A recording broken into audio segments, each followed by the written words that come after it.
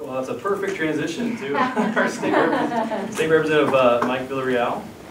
He can tell us. Representative Villarreal was born and raised in San Antonio. He was the first in his family to finish college, receiving an economics degree at Texas A&M. Okay. And later earning a master's in public policy from Harvard's Kennedy School of Government. He served in the legislature since 2000, and he is chairman of the House Committee on Investments and Financial Services, which oversees for the House Payday and auto title. Thank you. Forrest, thank you for bringing this together. This is a wonderful event to kind of get away from the Capitol and reflect on where we are at this moment on this issue. This is a tough issue. It's been great working with Ann and Bea and Stephen, who works with the Baptist representing them very well at the Capitol. And I've gotten to know Chad in this process, and we're sharing that we need to change the way we do chaplain for the day and have them be like our doctor for the day that sticks around the whole day that we can turn to for guidance. Because because right now the chaplains come and they say the morning prayer and then they leave. So we sure could use your help on a whole lot of issues, including this one. This is a tough issue because there are competing interests. How do we balance individual liberties with what I believe is our obligation to care for one another? And what does it mean to care for one another? Does it mean just passing a bill that limits access to capital? Most of the discussion has been focused on limiting this product. And we need to figure out how people who work, who have a struggle making ends meet, how they, in times of need, can have liquidity too. Our society has not figured this out. I think it's because our society is changing rapidly. The income gap between the haves and have-nots is growing rapidly and is so large. Our old ways of lending and providing banking accounts, savings accounts, checking accounts, these sorts of things that we used to take for granted that so many families had ready access to. You know, the folks that are going to these payday lending retail shops aren't just the desperately poor. There are a lot of working class folks that just have a hard time making ends meet. Raising a family and they have an education. Maybe they're a single mom. But we need to figure out how to help them. And I've sort of parachuted in on this topic. This is my first session as chair of financial services. My focus historically, since I got elected 13 years ago, has been on education and tax reform. And so I'm sort of, paddling and keeping my head above water.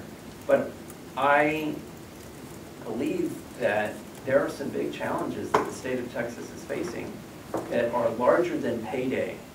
And I look forward to trying to steer my committee over the next few sessions to really grapple with these larger questions. How do we get our financial institutions, and how do we open up the door for our nonprofit institutions to get in the business of providing services to low-income folks, because their numbers are growing rapidly in the state of Texas. When I think about payday lending, I actually think about the foreclosure crisis that we experienced in 2008. That, for me, began with lenders giving out loans that to families that should not have been given out. And they produced so many of these loans, they polluted the ecology of our financial system. And then, of course, Wall Street firms came in and started placing bets on those loans and made it even worse. Yes, it is true that, you know, you can't ban human demands. Or if somebody wants to do something, they're going to go about figuring out how to do it, whether it's taking out a loan or any other kind of activity. We have a lot of activities that are illegal that have pretty vibrant markets. And so, how do we, in this case, come to appreciate that giving out these loans to individuals, payday loans, title loans, that really cannot be paid out by the customers is in the same way as the foreclosure loan, as the foreclosure crisis, it's polluting our communities. We have individuals, we have families that are strapped with debt that they cannot get out of. Their life is harmed, and I believe our larger community is harmed. And so I'm trying to figure out how to do something about it. Unlike my friend Chad here, who's a pastor, I'm a legislator. Yes, you are. Some days it'd be easier to just say, you know what, I'm drawing a hard line and I'm just holding true. But that's not my role. My role is to figure out how far we can go in getting the best deal for our fellow neighbors who need help. Pushing that line, getting all the way to the frontier, finding the limit of the impossibility without stepping over it. Because when you step over it, Bill dies. And we go home, and nothing changes. The numbers, what were the figures you quoted? You said, is it 1,300 or 13,000 in 2004? Number of storefronts? Yeah. 1,300. 1,300 in 2004. In 2005 was the first session I can recall where somebody attempted to regulate this industry. The bill died. More stores opened up. 2007, there was another attempt. Bill died. More stores opened up. 2009, repeat of history. 2011, same thing happened again. Here we are in 2013. 3,400 stores, new products, more loans, more businesses coming in, more lobbyists. We got to break that trend. We have to pass a bill, I believe. And so we have to figure out the best we can accomplish, but we got to get something done. And so I am trying to get something done. I filed a bill. We're going to bring me up on Monday. We're going to make it better than I thought was possible. We just discovered the line of the impossibility is a little further out. We hadn't actually touched it yet. And so we're going to be adding some amendments to our bill. And I'll rattle off a few. We're going to improve our bill, which originally limited the number of products to 4.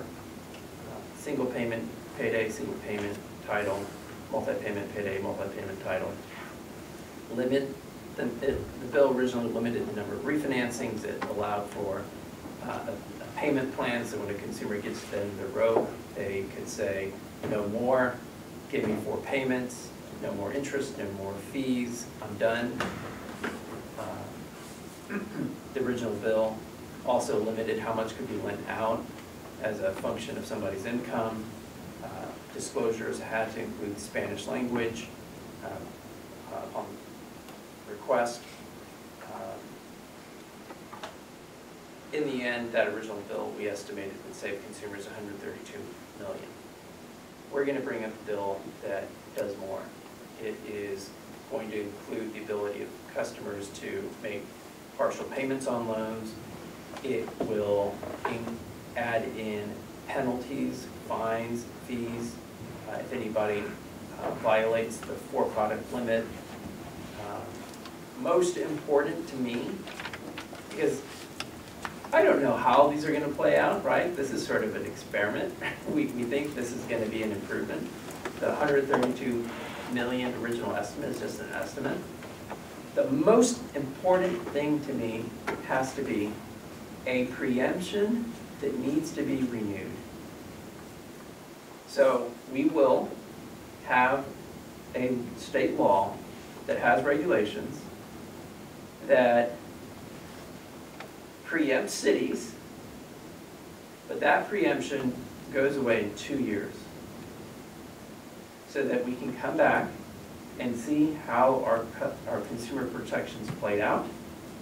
And if they did well, then we'll renew the preemption again. And if they did not work as well, well, the city ordinances are still in place, and they force the industry to come back to the table. I think that will allow us to put in place what needs to be in place, and that is a statewide regulatory system. Because after all, it's wonderful that the cities have passed ordinances, but we know how those work.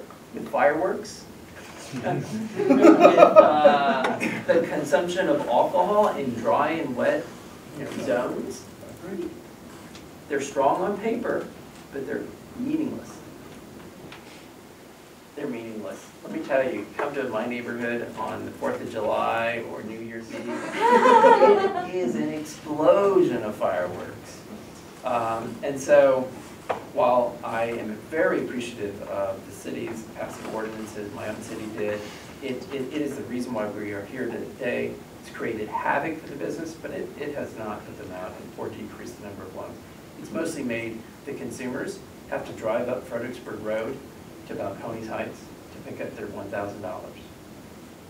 So we need to do statewide regulation, and I am hopeful, even at this late date, that we can accomplish it this session.